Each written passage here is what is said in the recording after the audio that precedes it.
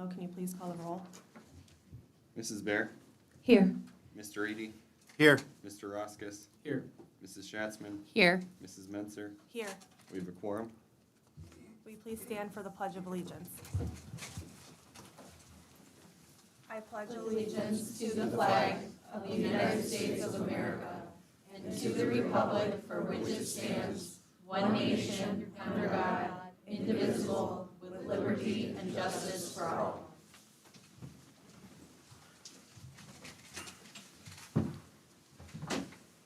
Moving on to item 2A, approval of agenda. Do I hear a motion to approve our agenda?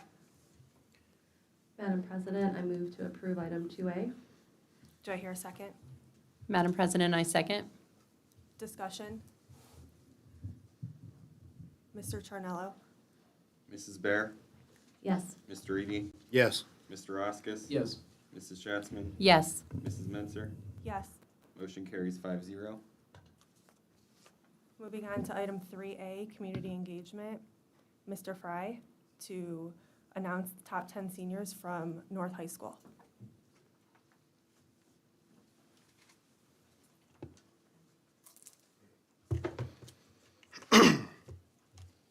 I brought Mr. Hertrick with me to assist. There, stand over there, Mr. Hertrick. Madam President, fellow board members, Mr. Murphy, students, parents, family members, it's an honor and a privilege to be here this evening to present the top 10 seniors at North High School in the graduating class of 2023. First thing you'll notice, we've got 11 kids in our top 10. And the analogy I like to use to explain that anomaly is think about the Big Ten. You know, you think about the Big Ten in the Midwest, you know what that means. It's the best athletes, the smartest students that college has to offer. It's a brand, and that's what it means. It means excellence, and that's what the North High top 10 means, no matter how many are included. So I think you're going to be impressed with this group. Honoring the top 10 is a wonderful tradition in the Willoughby-Eastlake City Schools. Being one of the top 10 is a tremendous crowning achievement to what have been incredible high school careers for these young men and women. This is not just a celebration of the students, but their families as well, because very few people achieve what these students have achieved without a strong support network at home. Without further ado, it is my pleasure to introduce to you the North High School top 10 seniors of 2023. I will call each student up alphabetically. Students, when you come up, please see Mr. Hertrick for your award and stand uncomfortably as I talk about how wonderful you are to everybody in attendance. And then you may be seated. Our first student in the top 10 is Maya Bungiovanni.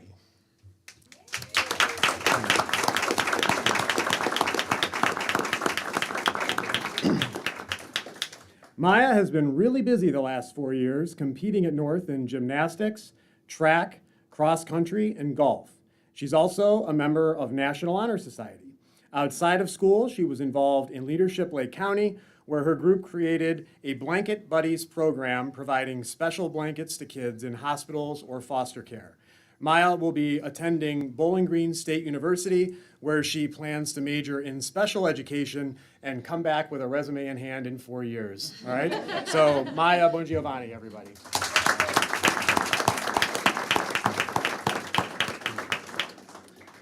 Anna Dreno. Is Anna in attendance? Anna.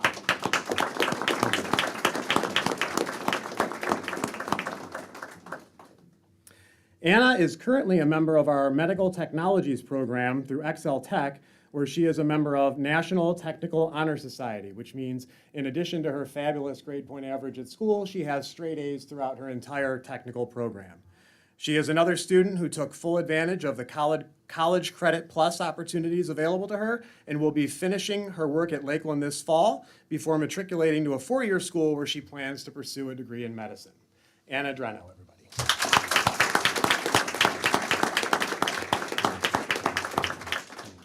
Next, we have Emily Hill. Emily is not in attendance. She had a conflict. We have a couple of conflicts tonight. We got an away baseball game at West Geauga that's messing us up a little bit too, but we're still going to mention everybody that isn't here in attendance so that they can be recognized as well. Emily has taken full advantage of our district's CCP program, beginning in her sophomore year and continuing full-time for the past 2 years. She will be graduating with her associate's degree and attending Bowling Green State University, where she plans to study history. Once again, Emily Hill.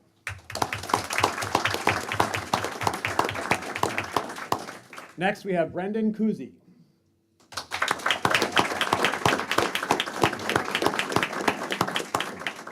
Brendan is a member of National Honor Society and was a member of the football team at North as well. He will be attending Lakeland Community College and pursuing a degree in fire science and technology. Brendan Kuzi, everybody.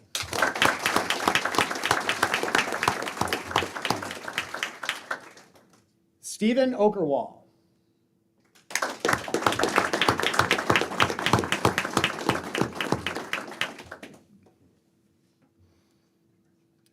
Stephen has been a member of the baseball and golf teams during his time at North. He will be attending Ohio University in the fall and plans to study chemical engineering. Stephen Okerwall.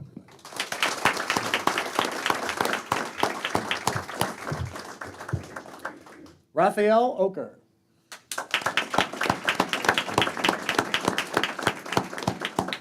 Raphael is a member of National Honor Society as well as marching band, where he gets the crowd fired up as a member of the drumline. He currently works at Giuseppe's and even started his own small business with another North graduate.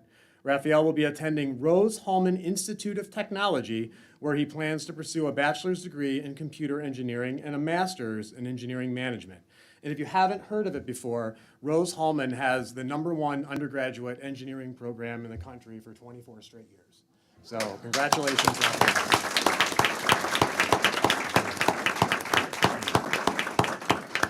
I think this is a baseball player, but Carson Petreka. Is Carson here tonight? No. Carson Petreka, everybody. Carson is a member of National Honor Society and has also been a member of the baseball and golf teams. There's a thread moving throughout these guys of baseball and golf, very cerebral games. He will be attending Notre Dame College, where he will be playing baseball and studying exercise science. Carson Petreka, everybody. Ryan Porosco. Ryan?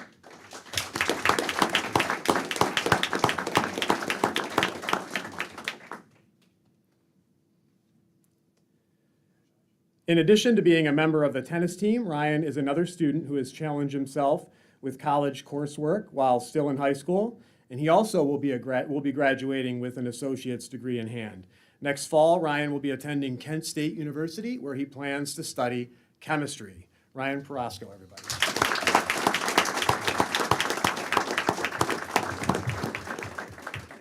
Victoria Safradin. Is Victoria here tonight? No, but let's give her a round of applause. Victoria kind of flies in and out frequently.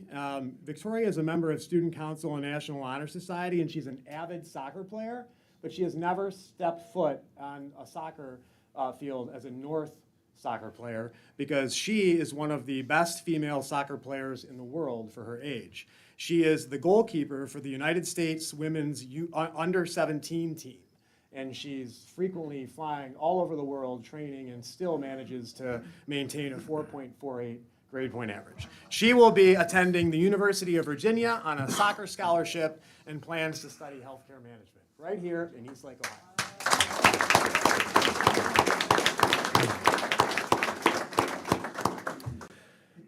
Connor Velitis is at baseball right now, but we could have a round of applause for Connor. Connor is a member of National Honor Society, Student Council, and Volunteers Club, while also a member of the golf and baseball teams. In the summer, Connor is busy volunteering with the Miracle League and has also been a member of Leadership Lake County. Connor will be attending Ohio University and studying pre-med with a focus on pre-optometry. Connor Velitis, everybody.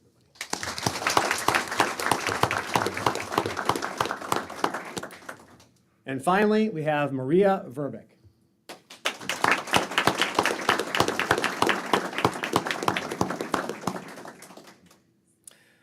Maria is a member of National Honor Society at North, and she is very involved in her community outside of school. Maria is skilled in Brazilian Jiu-Jitsu and teaches lessons to kids. She is also part of Cleveland Junior Tamburicans, a traditional Croatian folk dance and music group. She is also a member of the theater club at Lakeland Community College. Having already attained her associate's degree, Maria plans to attend Baldwin Wallace University in the fall and study English literature. Maria Verbeek, everybody.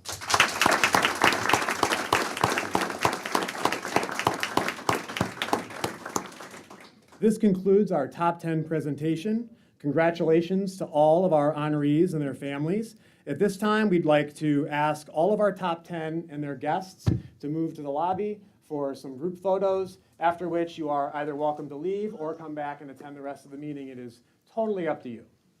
All right, thank you. Madam President, I move for a 5-minute recess for photos and for everyone to regroup. Do I hear a motion for a 5-minute recess? Madam President, I second that motion. Oh, Madam President, I move for a 5-minute recess, sorry. one and two. Are we good? Mrs. Bear? Yes. Mrs. Spencer? Yes. Mrs. Schatzman? Yes. Mr. Eady? Yes. Mr. Ross?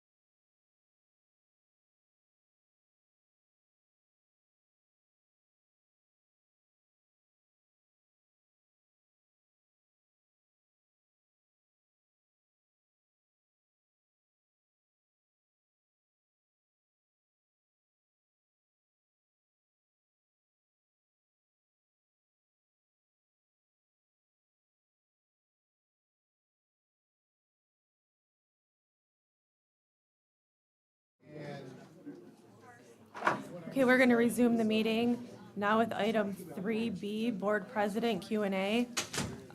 Going to respond to public comment from the April board meeting. We had 2 speakers last month. We'd like to thank Mrs. Mara for her public comments. She spoke about gender bathroom usage, her support of freedom of speech, and her desire for parents to help improve our academic ratings. Much of our strategic plan centers on improving teaching and learning, and we will continue to provide professional development to our staff in these areas. We'd also like to thank Mr. DeFranco for his public comments. He also spoke about gender bathroom usage, and Mr. Murphy did call him back to discuss his concerns. We understand this is a delicate topic for many people, and we continue to work with our council so that we're able to address it appropriately. Moving on to item 3C, public comment. Mr. Charnello, do we have anyone? Mr. John Mara.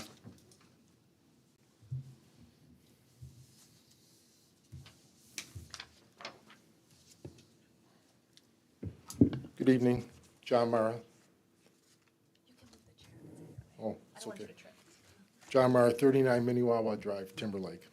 I saw tonight, this evening's agenda is going to be voting on item 7C, which is OHSAA transgender student policy. I didn't see that in the agenda. I had to look it up. Was this the policy that we're talking about? I looked it up on the website. The Ohio High School Athletic Association.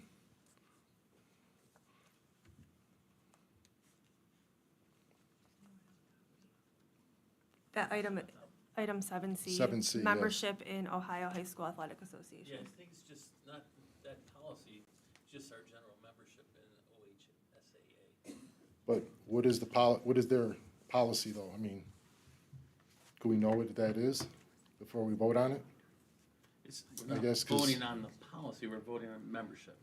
Yeah, well, if you vote on a membership, then you're accepting their policy, which I read, this is their policy, and I've got a lot of questions about the policy, that's all. And before I go on, I want to know if this is the policy you guys are voting on, because I've got, many, many questions regarding that policy before you guys vote on it.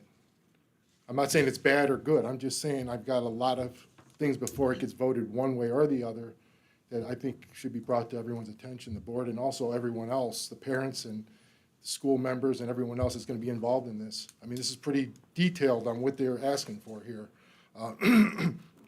Because they're asking, again, before a transgender female can participate in a girl's sport or on a girl's team, she must either have completed a minimum of 1 year of hormone treatment related to gender transition and or demonstrate to the executive director's office by way of sound medical evidence that she does not possess physical, which in parentheses, bone structure, muscle mass, testosterone, hormonal, etc., or psychological advantages over genetic females of the same age group.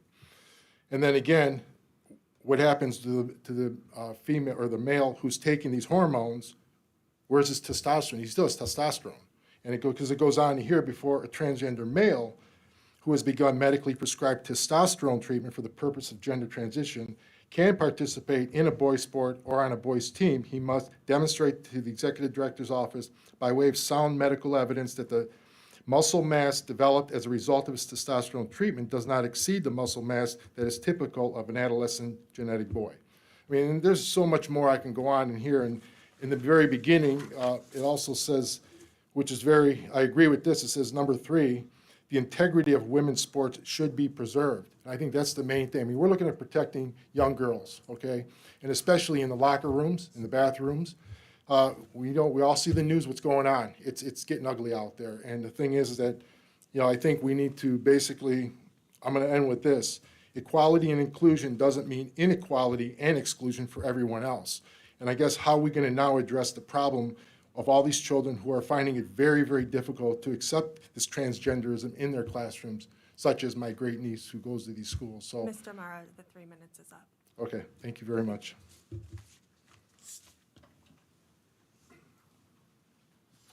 Nancy Mara.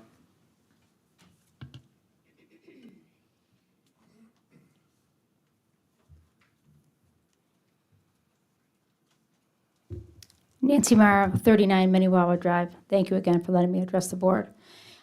I know we sound like broken records, but we're not going away. because your problem's not going to go away. It's kicking it down the road. It's happening. I know the court ruling say you can't keep people out of each other's bathroom. But I had an attorney say that that's been misread, that's been overturned, it's been realigned again. Where are all the feminists? Where are all the parents? Mr. DeFranco last time was here talking about a boy. Little girl knew the boy was using the bathroom next to her because his feet were facing the toilet. I remember many years ago when I have 4 children, went to Ohio State, they tried out the girl-boy dorms the first time, girl, boy, girl, boy. The amount of rapes and things that went up were unbelievable. And people just let this go under the idea of everything as inclusion.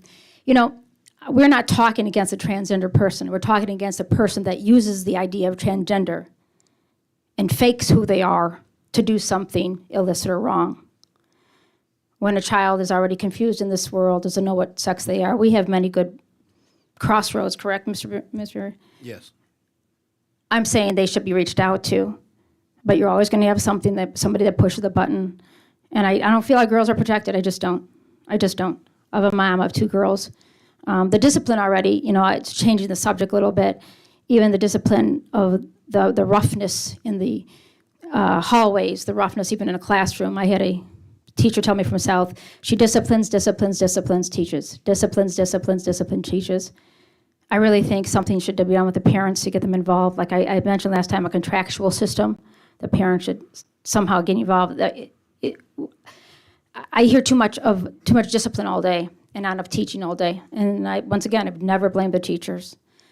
But we have this going on, and we have the transgenderism going on, and little girls not wanting to go to the bathroom because they're afraid to.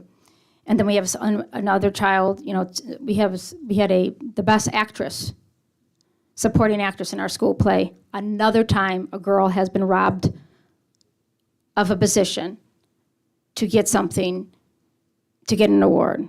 Women's rights have come a long way, and now we have a major swimmer, right, in the United States that was taken away her position in being one of the best swimmers in the world, and it was taken away.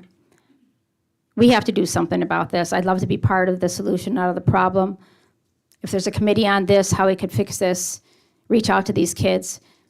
But I think parents, you need to know our girls aren't protected. Thank you. Thank you.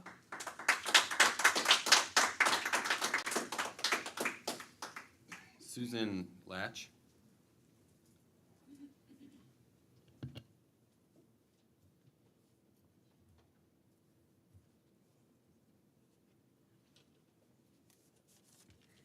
Hi, my name is Susan Locke, and I live at 11300 Woody Glen Drive in Chardon. Thank you for letting me speak today. My husband Brian and I run the chapter, the Lake and Geauga chapter of SHP, which stands for Sleep in Heavenly Peace.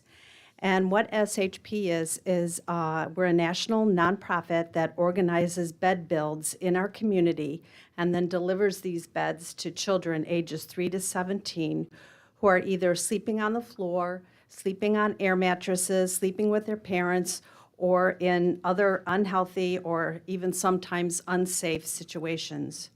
We all know that lack of quality sleep affects a child's performance and their behavior in the classrooms, and we believe that all children deserve a safe and comfortable bed to lay their heads in at night. We provide twin beds, and obviously if the family can't afford beds, they're not going to be able to afford a mattress, pillow, sheet set, and comforter, so we provide all that for them. What our national organization is trying to do is now have an annual national pajama day for schools across the country. We empower kids to help other kids by bringing in a small donation so that the kids can wear their PJs to school that day. And this is from all the way to kindergarten up to high school. Obviously, if a child can't or doesn't bring in a donation, that's not going to stop them from wearing their pajamas. They can still wear their pajamas that day because we don't want to single out any child for that reason. I did hear from the top 10 or top 11 that there is a volunteers club in the high school. We do have ability for the older kids to either help with, don't getting donations and stuff. They can get their service hours, or they can help out by coming to a build or helping go to a delivery outside of their school area. Bedlessness is a big, big problem here, especially in Lake County, and we hope that you can help us to reach the kids in our community and get more kids on beds that they deserve. Thank you. Any Thank you. questions? We've delivered, my husband and I opened up this chapter in late 2019, and we've delivered over 490 beds. And right now in our queue, we have 165 requests already that we haven't been able to meet yet just because of finances. So this is hopefully one way that we can do that. And I'm just looking for a contact person to give any information to this would be for October 1st to November 30th. That would be Mr. Murphy. Thank you. Beth Teig.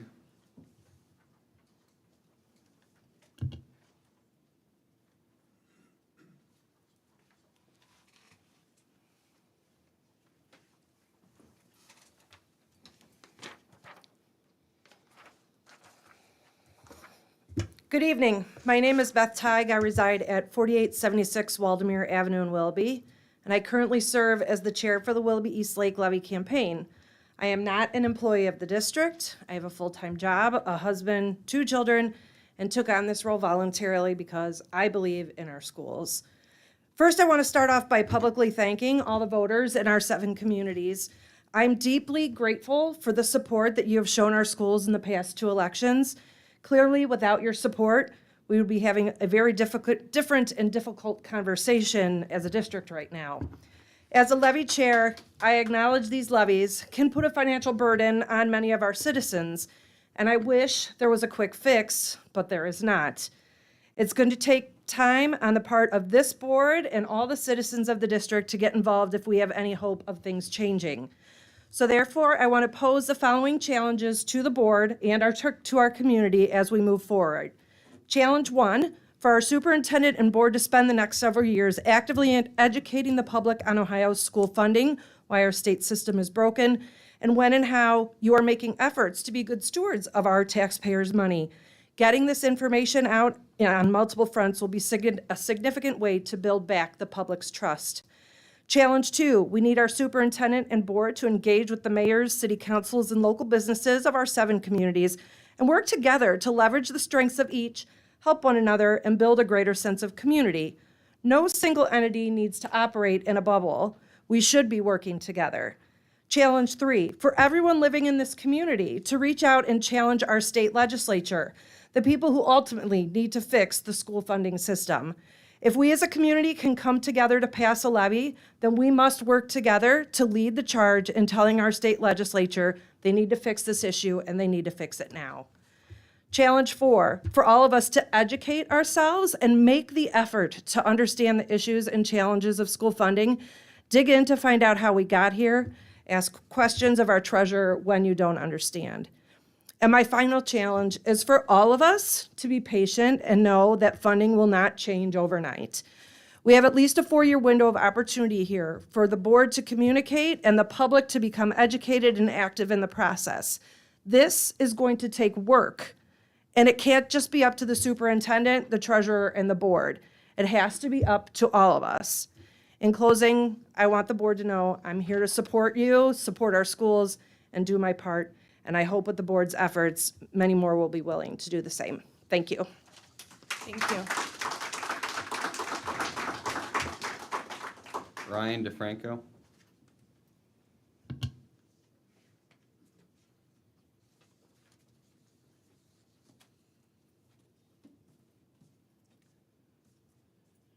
Good evening, board. I'm back again. I'm not going anywhere either. Ryan DeFranco, 2416 Lost Nation Road in Eastlake. I'm here again to talk about what Mr. Marr mentioned, number 3, the integrity of women's sports. Notice how it doesn't say the integrity of men's sports. There are no men dropping down to, well, excuse me, there are no women dropping into men's sports that are affecting the integrity of women's sports. There are only men, the bottom of the barrel men, that are coming to the top, compete at the top level of all women's sports. My challenge to you, the board, men, women equally, fight for your daughters, if you have daughters, fight for their rights, fight for their futures, and the men on the board, stand up and be the men that God gave you the responsibility to when he chose you to be a man. That's all I have to say. Have the integrity to do the right thing. You all know what the right thing to do is. Do the right thing for your daughters. My daughters, I have 3 of them. One going into middle school, wanting to compete in track and field. She's not going to be able to do that if there's a man that's going to try and take her spot. Do the right thing, guys. Thank you. Thank you.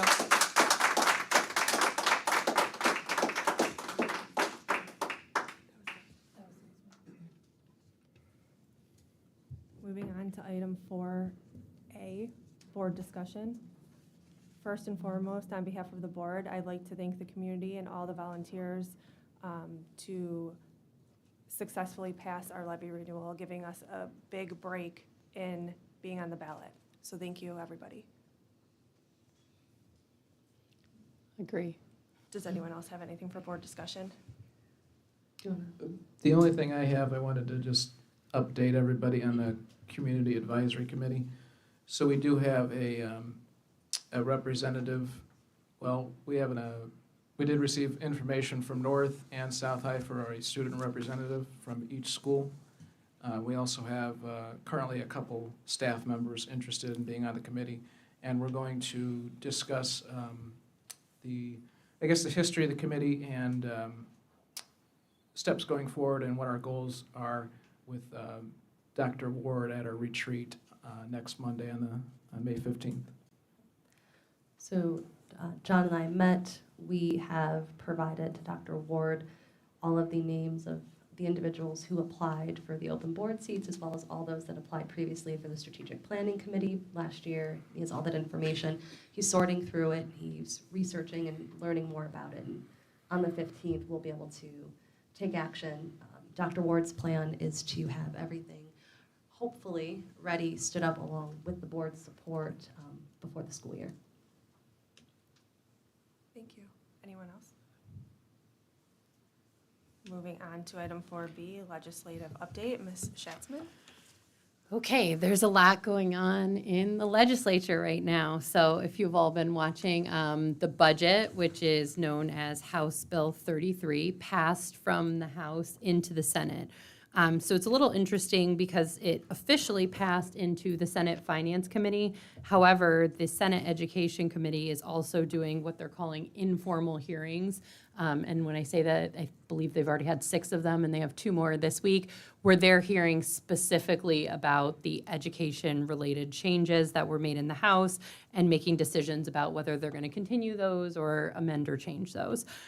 So things that I think we should be paying attention to that really impact us are about the Fair School Funding Plan. So the Fair School Funding Plan, it was set to phase in. So it would phase in 50% by fiscal year 24 and 66.67% in fiscal year 25. That came out in the original budget. It was upheld by the House. What changed was they were using the old inputs in terms of costs of schooling, the 2018 numbers, and the House was, after lots and lots of lobbying by many educational institutions and some efforts on Mr. Chernella's part on behalf of our district, we were one of the members asking for this, the updated inputs. So that was updated to say that in fiscal year 24, they'll use 2022 inputs. An additional ask that many in the education community have is, can we set in stone that in fiscal year 25, since this budget covers 2 years, would they then take the 2023 inputs because they're kind of a 2-year lag?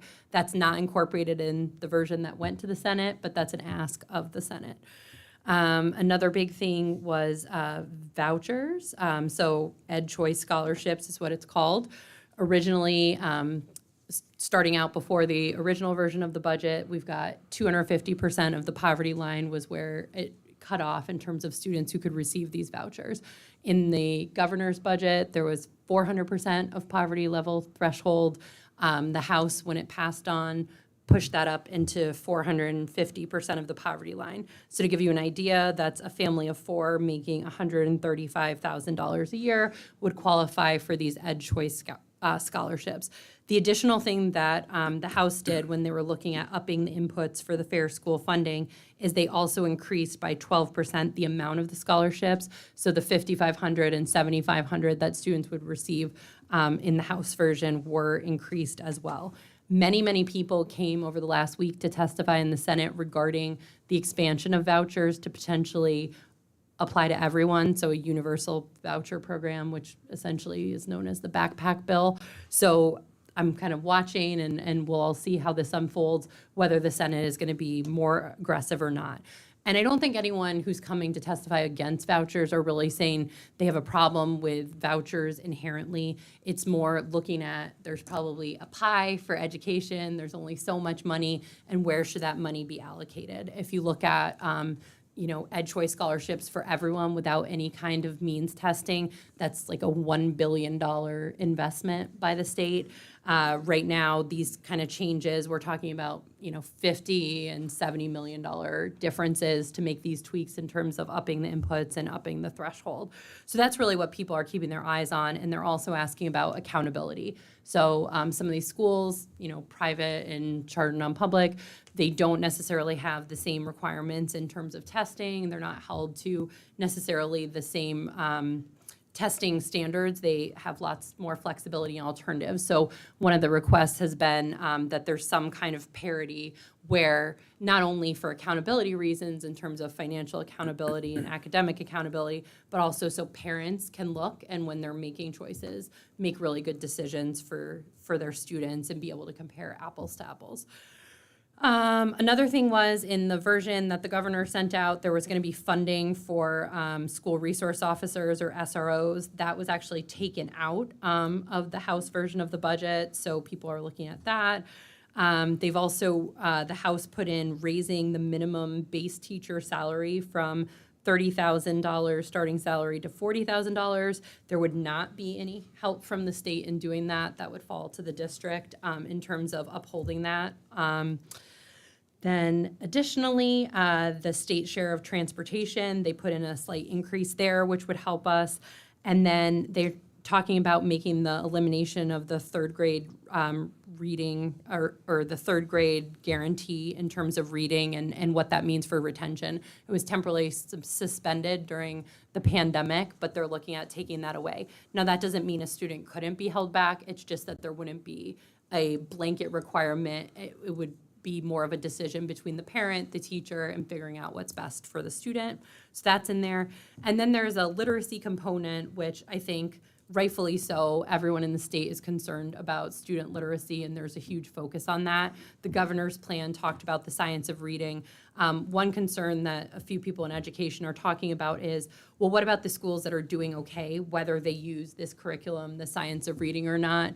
Are they allowed to continue doing what's working well for them, or will they be forced to adopt science of reading, even if what they're doing is working well for students? So that's something to keep an eye on as well. So those are the big things. There's many, many more things in the budget. I will keep you guys posted as this transpires, but I think those are the big education things. Back to Senate Bill 1, which is about the ODE transferring to the DEW and becoming part of a governor-led department rather than run by the state superintendent. There's going to be some more hearings this week. There's a fourth hearing in the House Economic and Development Workforce Committee that's going to be had tomorrow, so we'll know more. Similarly, the State Board of Education is meeting because their interim superintendent has taken another job. So they are supposed to be voting on a new interim superintendent and awarding a contract finally to a search firm. This has been going on for them since last September is when they put out their RFP. They heard proposals in December, and then they kept pushing it because of what was going on with SB1, because they said, how can we look for a superintendent if we don't know what their job is going to look like? But at this point, it's coming to a critical head, so I think all eyes are on them. Tomorrow is when they're supposed to be doing this. So again, I will keep you updated there. HB 8, which is the Parents' Bill of Rights, is having a fourth hearing tomorrow. It's an opponent hearing because they've already had interested party and proponent, so we'll see where that one goes. And then HB 1, which Mr. Charinello and I have been keeping a very close eye on about the flat tax. So that really hasn't gone anywhere. It's staying in that same House committee. We'll keep an eye on it. But what they did do was they put into the budget a tax decrease to that 2.75%, but only for people making under $90,000. So that means it didn't have to be offset with all those property tax changes that were really concerning to both school districts and our property tax owners. So that looks like that's potentially how it's going to be incorporated.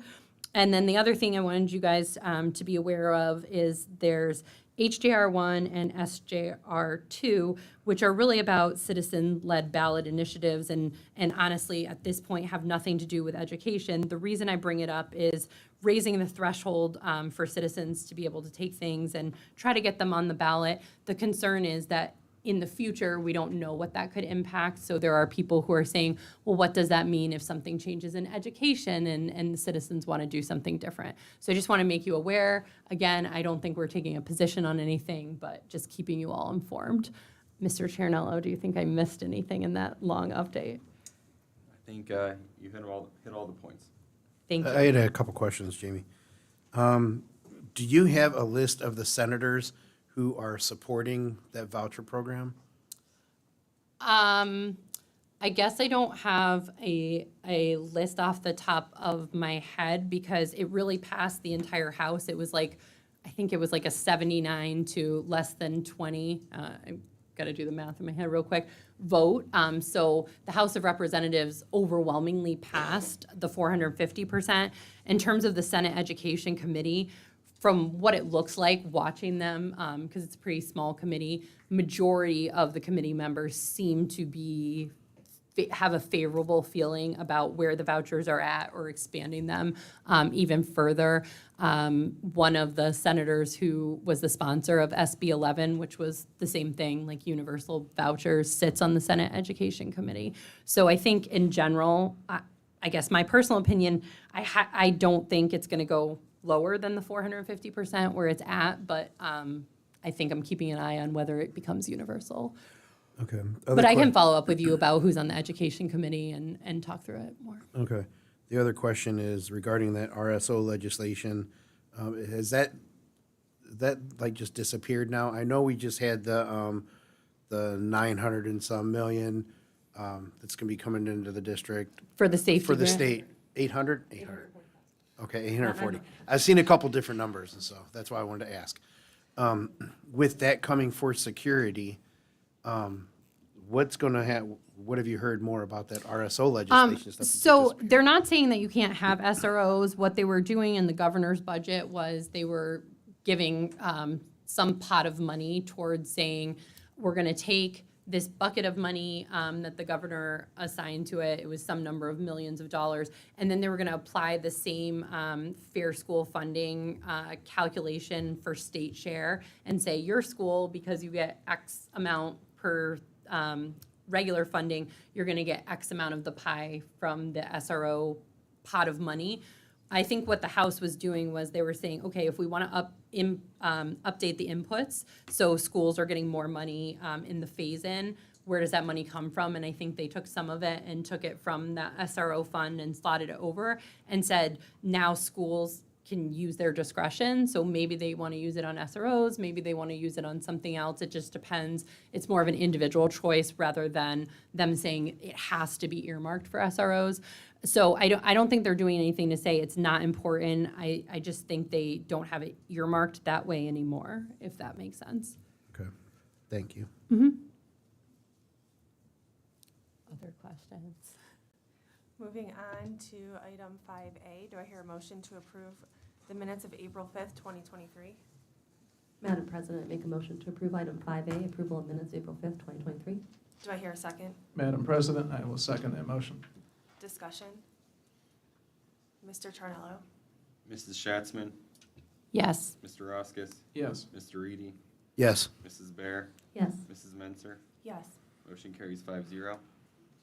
Item 5B, do I hear a motion to approve the minutes of April 10th, 2023? Madam President, I make a motion to approve the minutes of April 10th, 2023. Do I hear a second? Madam President, I second the motion for item 5B. Discussion? Mr. Charnello? Mr. Reedy, Yes. Mr. Roskis, Yes. Mrs. Schatzman, Yes. Mrs. Menser, Yes. Mrs. Bear. Yes. Motion carries 5-0. Moving on to item 6, Treasurer's Report. Mr. Charnello?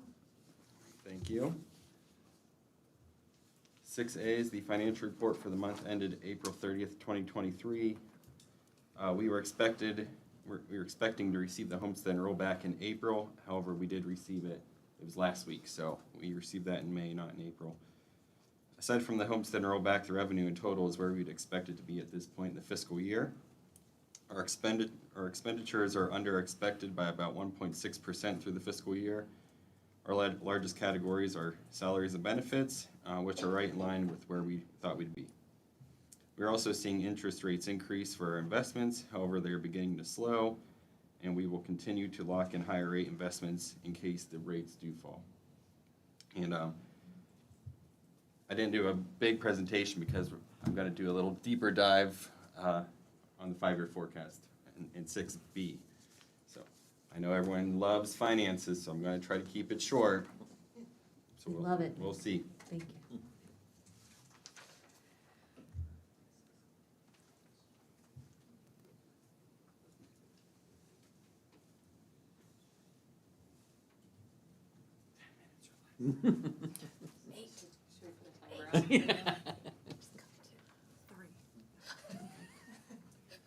We'll give you 3 3-minute timers.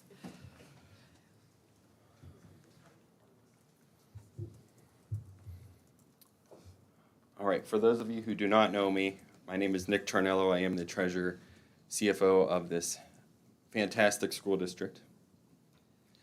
And first, second of all, I guess, I need to say thank you to not only the board for taking a proactive approach with this May levy and making a combination and extending to a 10-year, but to the levy committee for the hard work in not only May, but in November's election. And the biggest thank you, sorry, Chuck, goes to the community for the support. And it was overwhelming, and we felt it last week, and we wanted to really say thank you.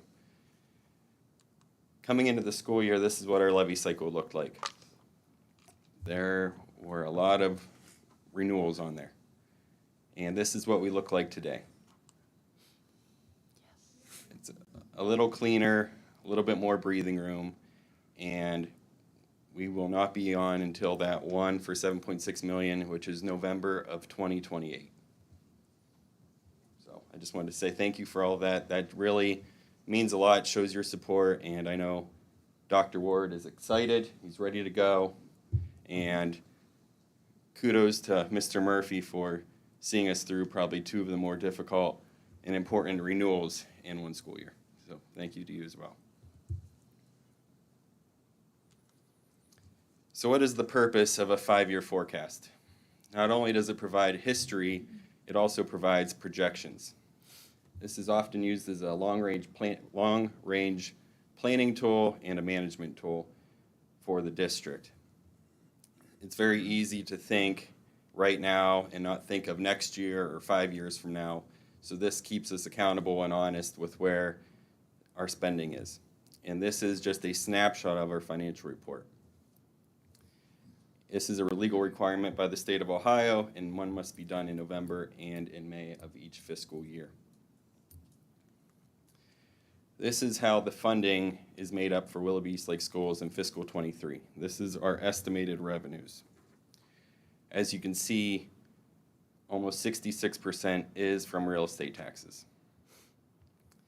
You factor in all of our local sources, that's 76%, and that 24% is a little skewed because 7% of that is from homestead and rollback, which is also tied to our levies but funded by the state of Ohio. So if anyone's wondering, why are we always on the ballot? It is because the state has forced us to come back to the taxpayers. Because they're only funding us 16%, essentially. So what are some of the challenges to future operating revenue?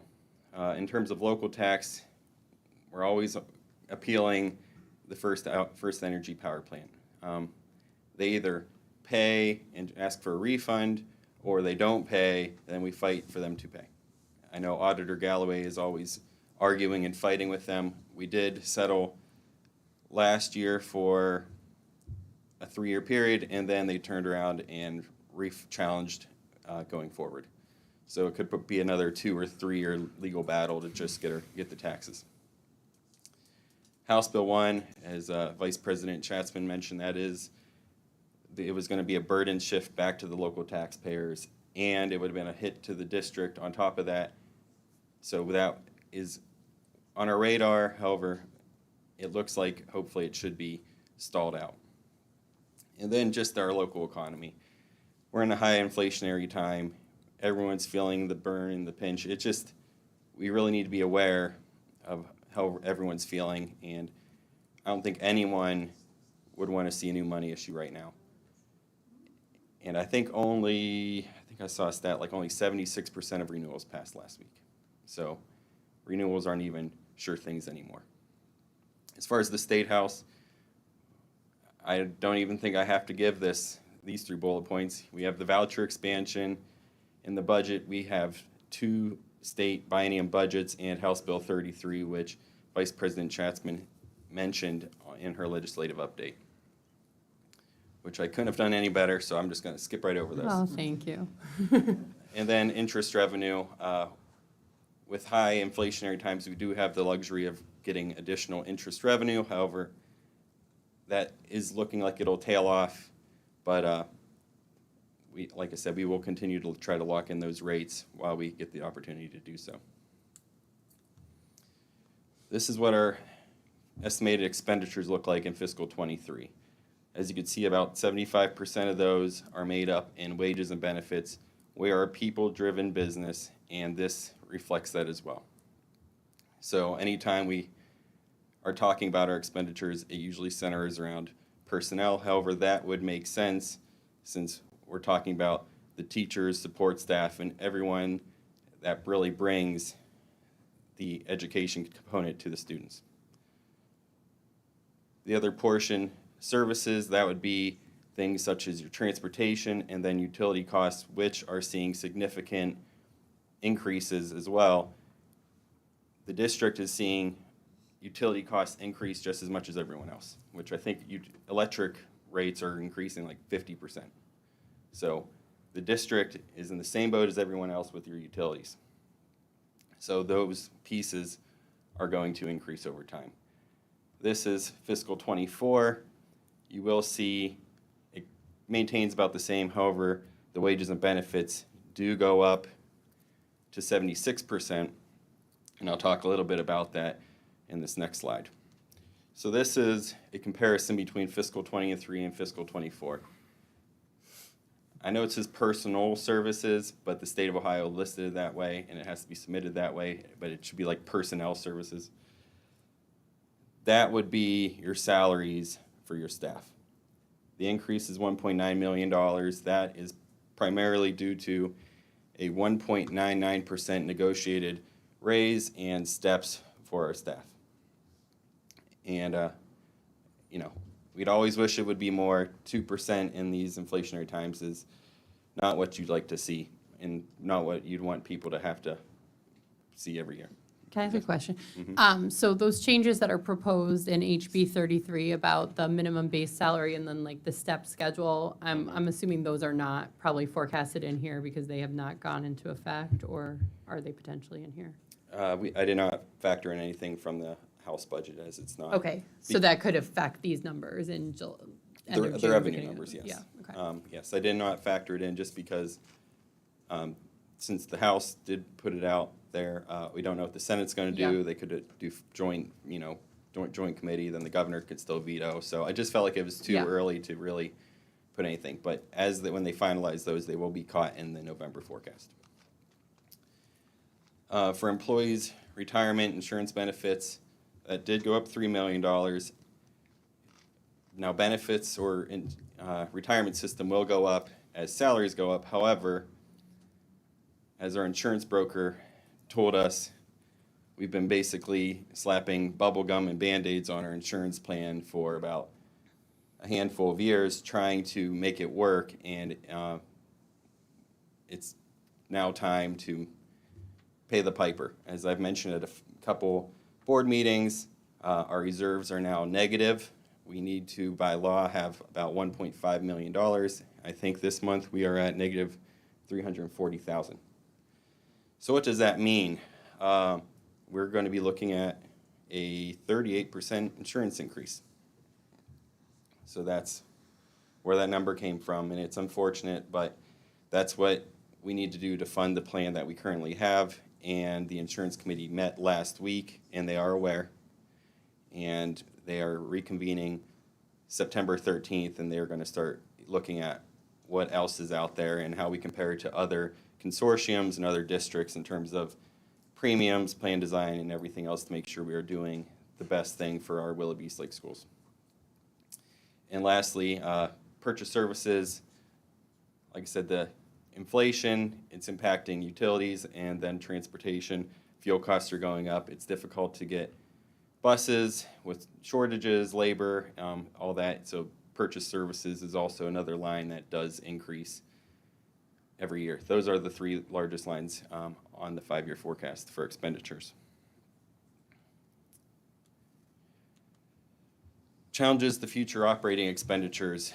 Whenever 75% of your expenses are made up of people, contract negotiations are pretty important. And in fiscal 24, we will be negotiating fiscal 25 and potentially 26 and 27. 3-year agreements are standard, however, they are not, you do not have to do a 3-year agreement. So it could just be a 1-year agreement, for example.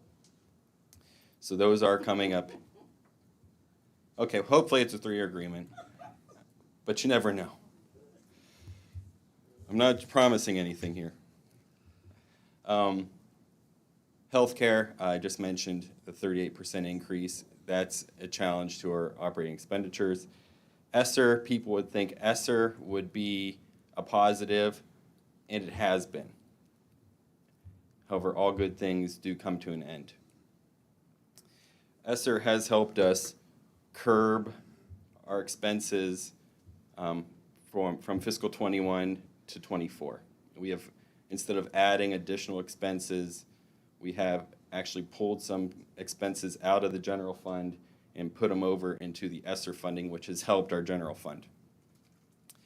Now, unfortunately, this is the last year. Fiscal 24 will be the last year for ESSER funding, and then it's gone. What that means is all of those expenses will come back to the general fund in fiscal 25, and a lot of those probably will not be going away. So we're going to have to, you're just going to see all at once a big $3 or $4 million drop right in fiscal 25. Can you give like an example of one of those things? Because I know this comes up in the legislature a lot. They're like, oh, all these districts are sitting on all this ESSER money as if it's like sitting in a bank account Right. for us to use. But it sounds like that's not true. We've been using it, so. Yeah. We've mapped it out over the 3-year period because it was for ESSER 3, the American Rescue Plan, that was a 3-year period of time. So instead of spending it all in 1 year, we mapped it out for the whole 3 years. And some examples of what we've been doing is summer school, extended school year,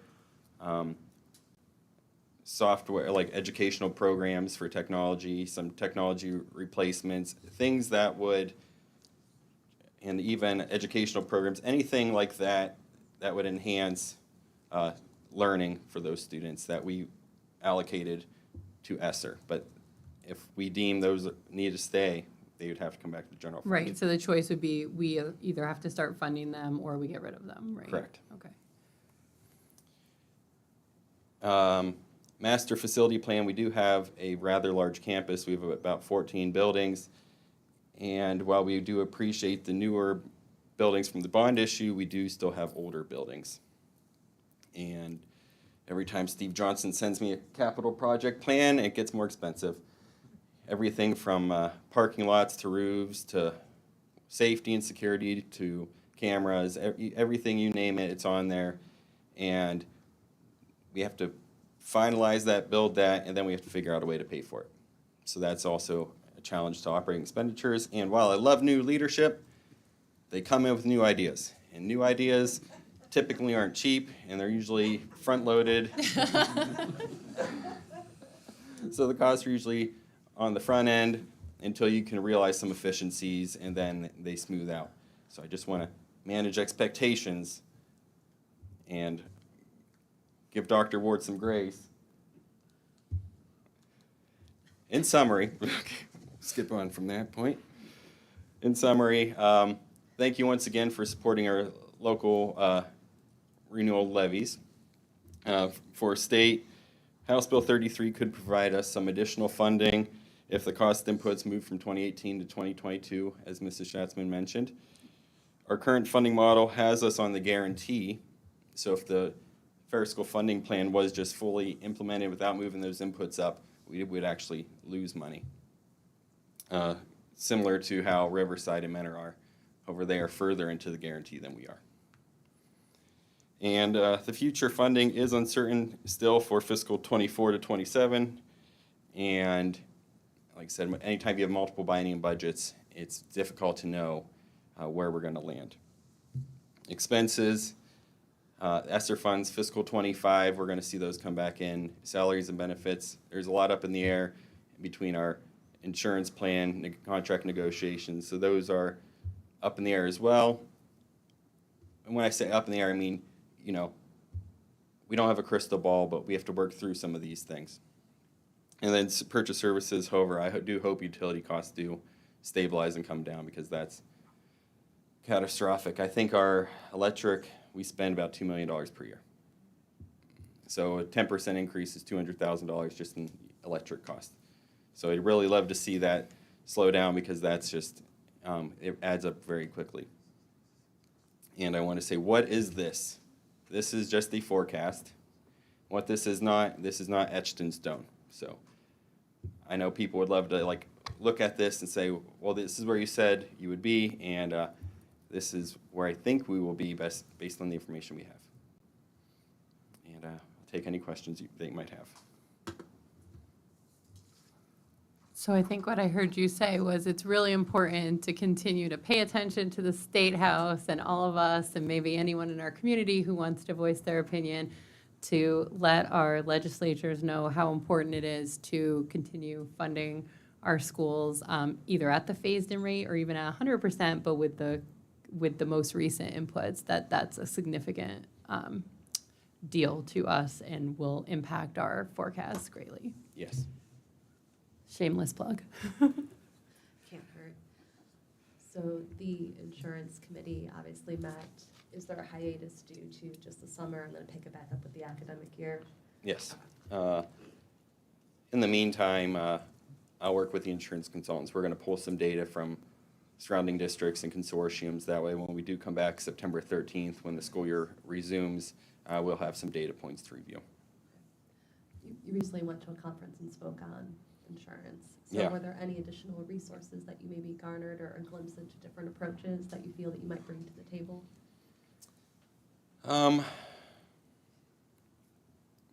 It all goes back to change, so we have to see if we're comfortable where we're at or we're willing to change, basically. And I think it'll just take a committee effort to really dive into this and see what the comfort level is and run an analysis and see what that looks like. But to fund the current plan that we have, that's what it's going to take. Thank you.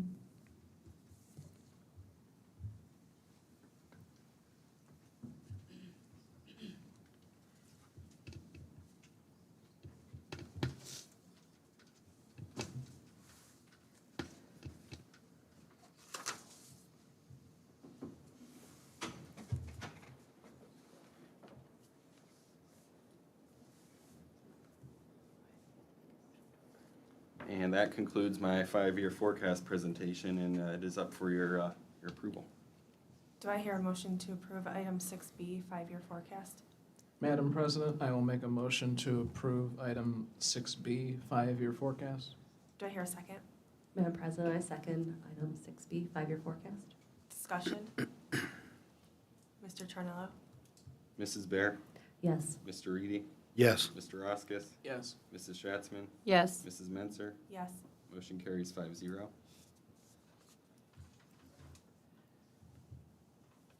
6C for your consideration is the amended appropriations for fiscal '23. The change to the general fund is to match the amount shown on the 5-year forecast. The largest contributor to this is an advance, not a transfer from the general fund to the health insurance fund, since the reserves are below where they need to be per Ohio Revised Code.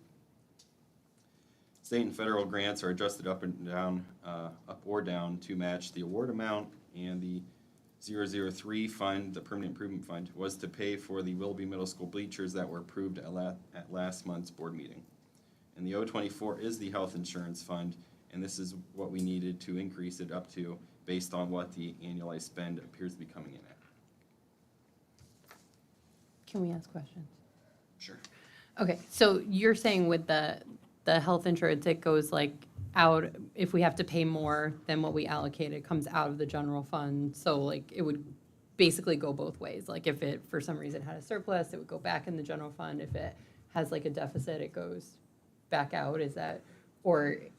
The 024 fund is a separate fund from the general fund. The general fund is 001.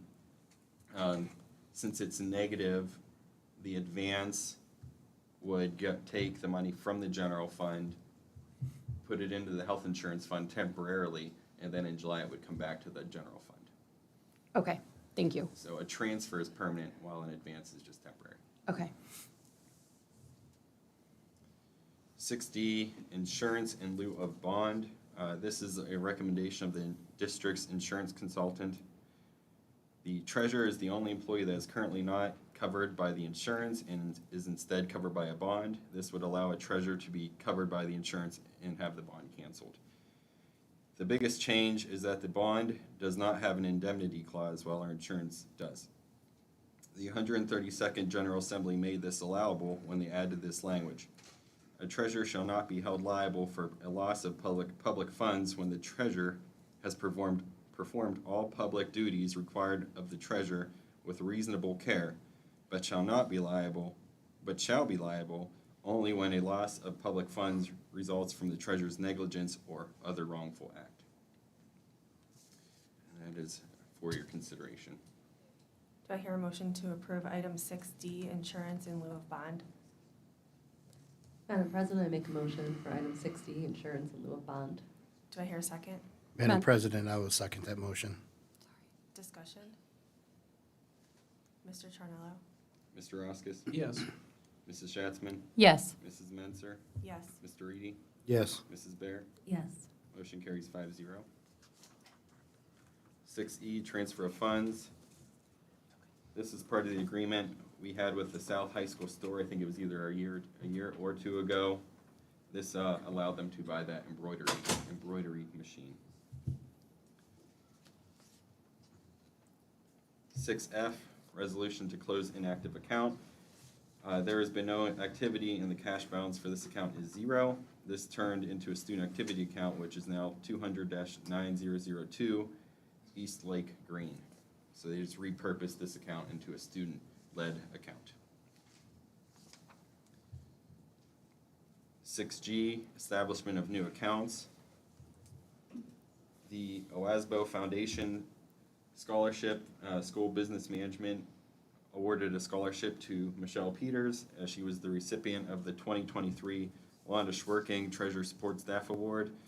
In addition to receiving the award, there was also a $500 scholarship that is awarded to the district for a graduating senior, and we will be giving $250 to each high school to be awarded to a senior. And then the Stephen R. Evans Auto Scholarship. Marlene Evans donated $500 to be awarded to a North student on behalf of her husband Stephen graduated the class of 1971 and had a passion for cars. He owns Steve's Elite Cars, and the recipient should have a passion for cars as well. So those, it would be establishing both of those accounts. 6H, purchase orders. This is to approve purchase orders that their invoices exceeded the purchase order amount by more than $3,000. 6I, student activity accounts. This would be to establish those accounts that we mentioned for both scholarships and also to revise the budgets for the School of Innovation and for the South High School yearbook. And then 6J, gifts and donations. The Jefferson PTO donated $3,500 to Jefferson Elementary for purchases as needed. Willoughby Middle School PTO donated $500 to Willoughby Middle for 8th grade day transportation.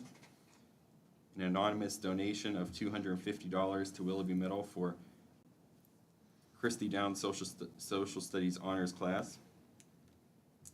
Cleveland Zoological, I can't even say that word. Zoological Society donated $845 to cover the cost of Eastlake Middle School's trip to the Cleveland Metro Park Zoo. Roseanne, how do you? I don't see that. Medeja. I'd like to get these names right. It's tough to say some of these names. I know I have one of the more difficult last names, so. She donated $1,000 to the Eastlake Middle School Library to purchase individual books, not sets. And the Playhouse Square Foundation donated $525 to cover the cost of the Rollview Elementary School's first grade trip in October 2022. And the Seasonal Sporting Goods donated $500 to Eastlake Middle School's Nest Dance. I would like to thank all those people for their generous donations. Moving on to item 7, superintendent resolutions. Before I roll through the resolutions, I just want to be the last person up here to say thank you to our levy committee, our community, all the people that worked so very hard to help us get through the last 2 levies this year.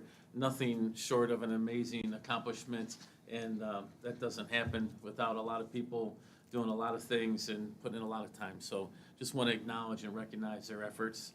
And also, before I get through the resolutions, I also want to take a moment just to recognize both the top 10 at North and this month and South last month. It just was awesome to hear all the wonderful things that these students have accomplished, and just wish them all the best in their future endeavors, and want to thank our staff for being a part of that and helping them, as well as the parents for doing, a tremendous job in being our partners in the education of those kids. So just a great district, and we're lucky to have all those supports, and it was just nice to hear those specific examples of some of the great things going on. So I wanted to take a minute to recognize that. So with that, I'll move on to Resolution 7A, benchmark ready to advance preschool curriculum adoption. And during the 22-23 school year, a team of preschool and administrative staff members worked to examine Ohio's early learning standards and determine what curriculum would align with those standards while meeting the instructional needs of our preschool learners. The last time we had a new curriculum adoption for preschool was more than 15 years ago. So after some intense research and review of various options, it was determined that the benchmark ready to advance preschool curriculum would best suit our needs for our students. This item is in alignment with the strategic plan under academic excellence and student wellness. It ensures that we are working towards our goal of delivering high-quality instruction to our learners. And I also appreciate Mrs. Ritt, Mrs. Kevin, Mrs. Dodd for their leadership in this effort as well.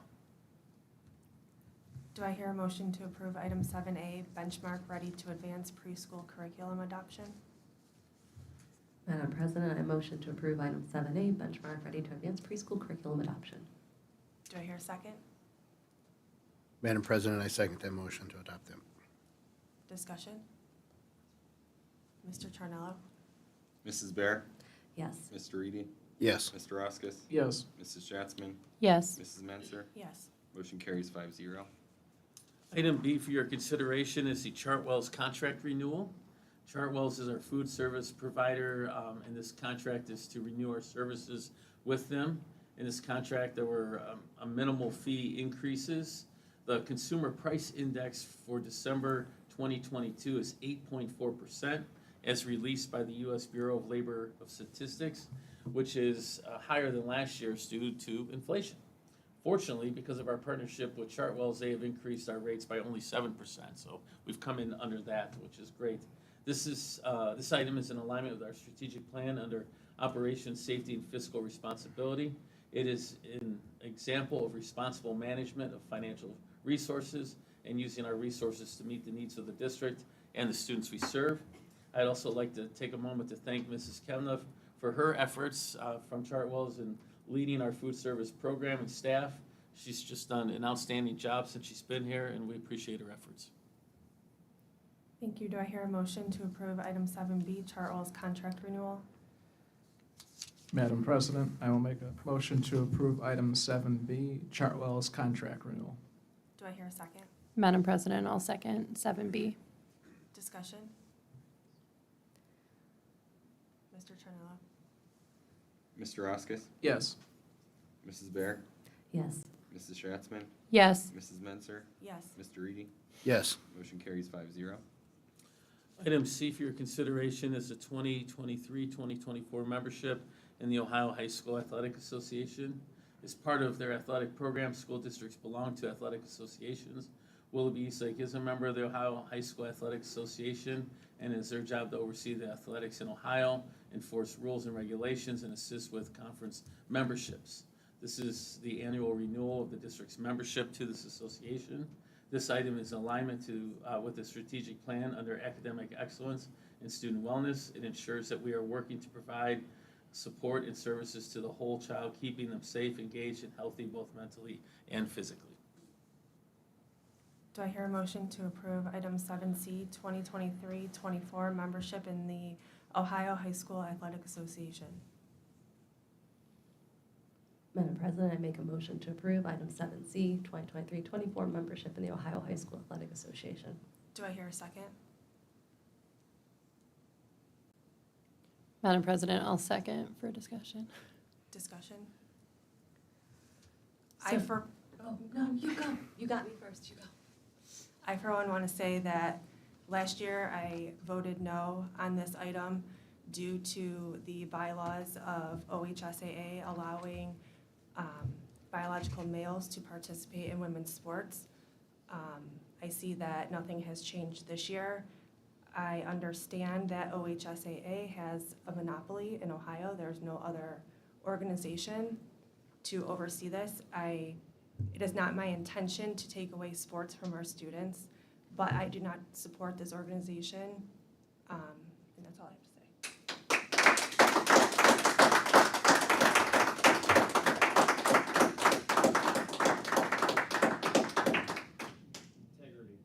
I know one of the things, this came up last year, and we did intensive research and tried to understand what does it look like for our athletic community without this organization. And one of the nice things about this organization is you do have the right to reach out to OHSAA and express your concerns to them directly. They are independent of our district. We annually have the ability to vote for or against policy revisions. Our athletic director, I believe, is it the principals from each school, or is it just the athletic director, Mr. Murphy? What are you asking? When they vote on the policy changes or revisions? Both. Both. Yeah.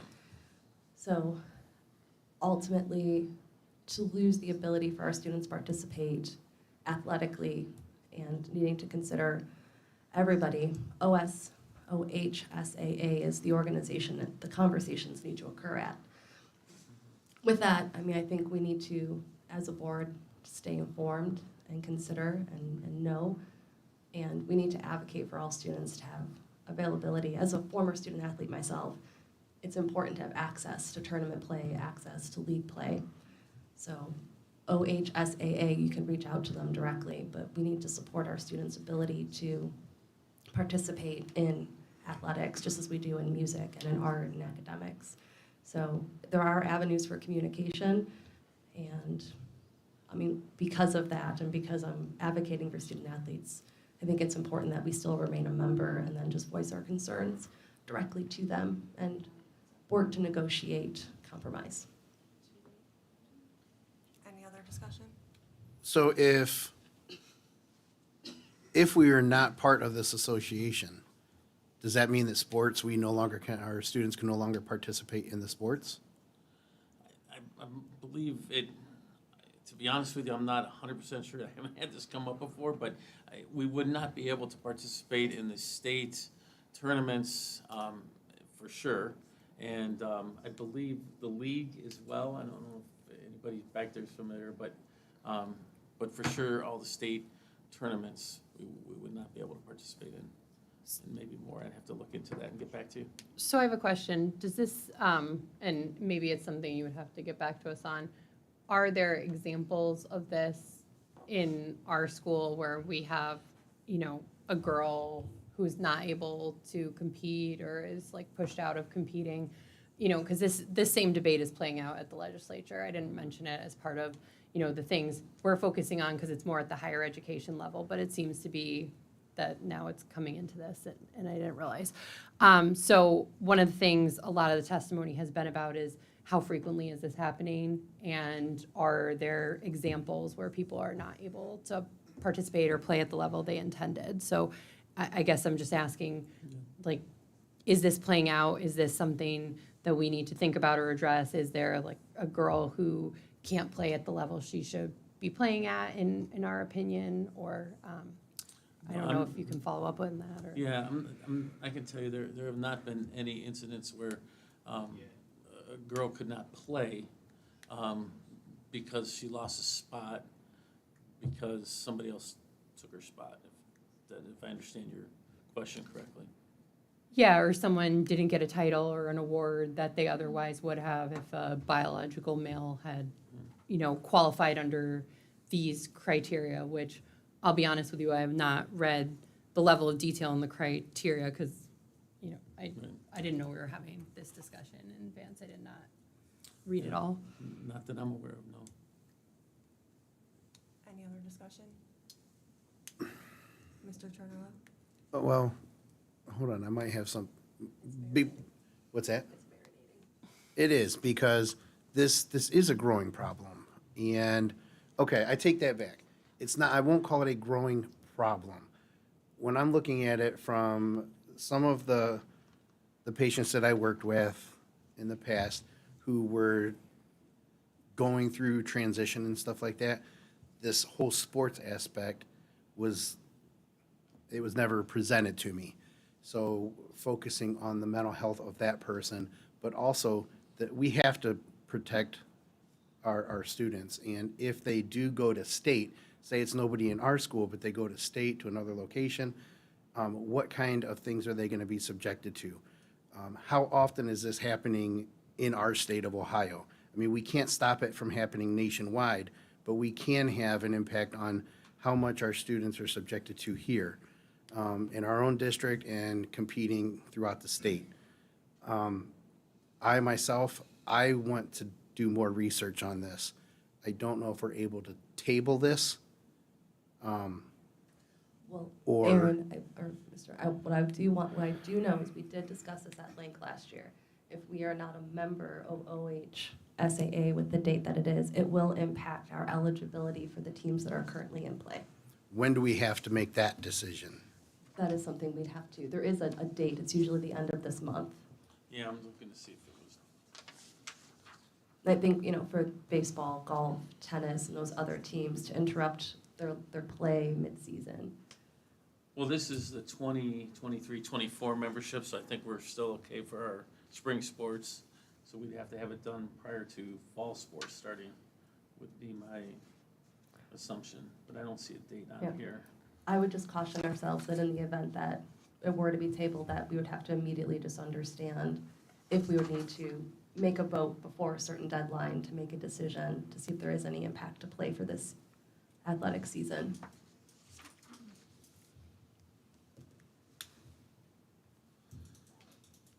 I would like to vote or make a motion or whatever to table this personally, because I don't want our kids to miss out on being able to play sports, but we still have to look at this. Whether we end up voting for it down the road, I would still like more time. So where do we go from here on that one? Well, I guess, I think you would have to make a motion, right, to do that? We have to vote on tabling, and we have to have a majority vote to table, correct? Okay, so I make a motion, Madam President, that we table this so we could do more research. Do I hear a motion to, actually, do I hear a second to table item 7C? If you have a second, then is it a discussion about doing it? Yes, it's to discuss tabling, and then there'd have to be a vote to table or not to table. Correct, Okay. Mr. Turno? Correct. All right, I'll second your motion to table so that we can discuss it. Okay. These issues are not easy issues. They're not at all. And when I'm thinking of, like our one speaker said, we have to think about our kids. I have a daughter who now wants to get involved in volleyball. And these are discussions that me and the three kids, we have, not all the time, but we have had discussions with it. And my kids are so young now that they still don't even understand what this is about. So in order to protect them, I can't even imagine how I would feel if a negative event happened with any of my kids, even aside from this issue here. I really need to do, I need to do more research on this and how this is affecting the kids at this level. Yeah, I mean, if you listen to the testimonies from both sides, I mean, I certainly understand people who are saying that they want women to have an ability to compete at the top levels. I also by no means want to make a judgment on someone else who is a different gender or different identity, or make them feel like they can't participate in the way that they should participate, right? So there's kind of two sides. And so that's why what I really wanted to do was figure out what is actually happening, and to parallel it with what's going on down in the state. It's a lot of the testimony has been, this isn't really, happening that frequently, and I just like to understand the scope of it at Willoughby-Eastlake before I can say. At the same time, I would want to make sure the deadline is not making any decision that we can't come back from, that we're still on a timeline where we have reasonable time to decide. Mr. Murphy, I feel like, well, you wouldn't, this was when Dr. Thompson was here. I feel like last year, though, it was a June 1st deadline. I believe so as well. Because we discussed in the event that we wanted to delay, or we were We waiting. would have for had to action. have a special meeting. Yeah. I was just gonna say that we do have that option. If that is the case and it is June 1st, we'd have to have a special meeting between now and then to do a vote. I obviously could find out tomorrow when the date is. I just don't have it at this moment. So yeah. You Yeah. think it's June I 1st? believe it's June 1st. So what I want to throw out there is, I have three athletic children who are desperate to be collegiate athletes. I have a daughter who just finished first or second in states, first in championships. She's going to nationals to compete, and she will be a North athlete. I'm a very passionate mother in support of my daughter and her pursuit. The hardest thing about this is, at the federal level, there's laws. At the state level, there's laws. There's only so much local control can do. And in speaking with legal counsel, we are oftentimes needing to stay in certain lanes to provide those federal protections. And I applaud those that come to advocate for their children. At the state level and at the federal level, advocacy can occur there at a legislative spot. In the meantime, we have to consider all students, and I am. And as Ms. Menzer very clearly stated, you're right. OHSAA is the only avenue right now. How do we, as a board, advocate when that is a monopoly? I don't have an answer for that. That's something for discussion at OHSAA's table with our athletic directors and our administrators, who are the best and most qualified individuals to advocate on topics. So I believe my vote will stay the same whether we table or not. I do believe we can explore more conversation, so that's all I have to say. Well, if the deadline's June 1st, then I'm not going to vote to table it, and that sort of defeats the purpose of it. I mean, that's very vivid from, yeah, because we really did dive into tons of research last year. So if there's no more discussion, we take a vote on the Yes, table. this vote is to whether or not to table the 2023-2024 membership in the OHSAA. Mr. Tornello, go ahead. Mrs. Bear, To table, no. Mr. Eady, Yes. Mr. Roskis, No. Mrs. Schatzman, No. Mrs. Menser. No. Motion fails 1-4. No, you The can call vote the- is now to whether or not to approve the membership. Mr. Tornello. Mrs. Schatzman, Yes. Mr. Roskis, Yes. Mr. Eady, Yes. Mrs. Menser, No.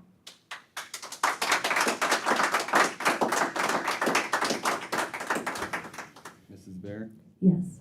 Motion carries 4-1.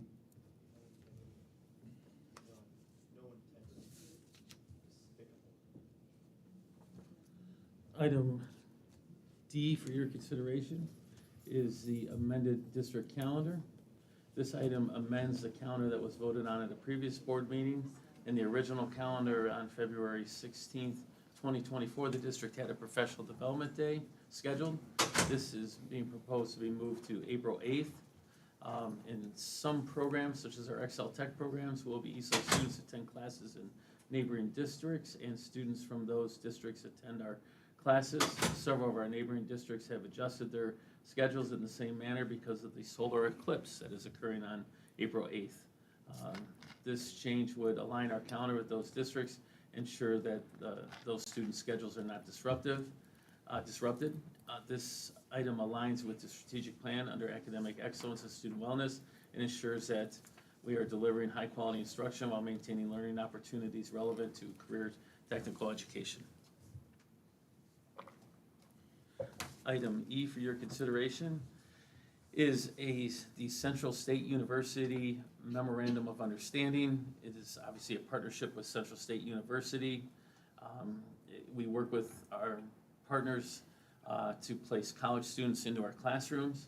These students fill the role of student teacher and sometimes work to fulfill field experience hours.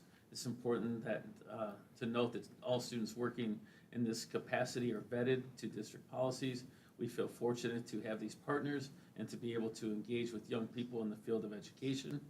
This aligns with the strategic plan in two areas: academic excellence and student wellness, and sustained community and engagement partnerships.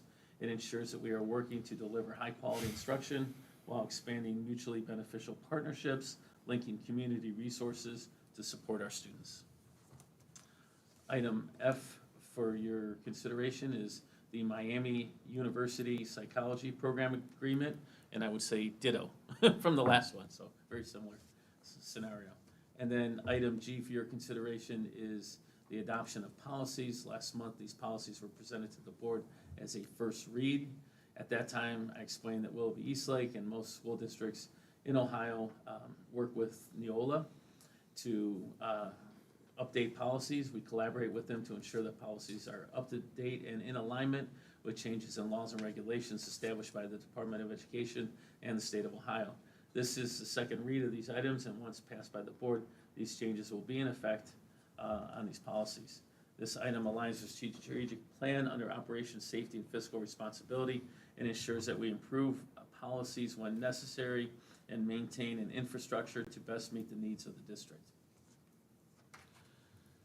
And then item 8A for your consideration.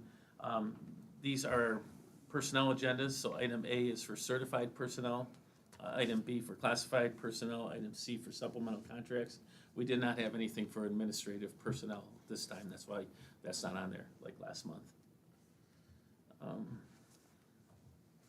Again, it's important to bear in mind that these employees that are recommended on this part of the agenda have gone through extensive background checks and will continue to remain the same as our hiring practices.